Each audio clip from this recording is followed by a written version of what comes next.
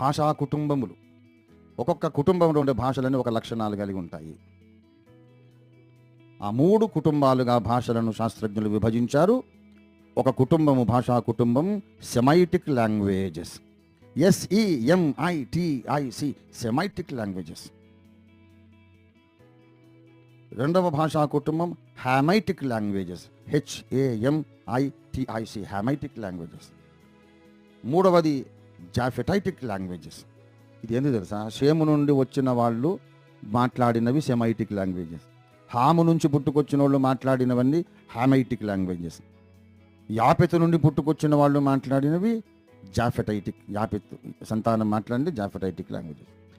ఇంతకు భాషా కుటుంబాలు 3 అని చెప్పి ఆ 3టికి నోవహు యొక్క 3 కొడుకుల పేర్లు పెట్టారు. దేవునికి స్తోత్రం కలుగును గాక.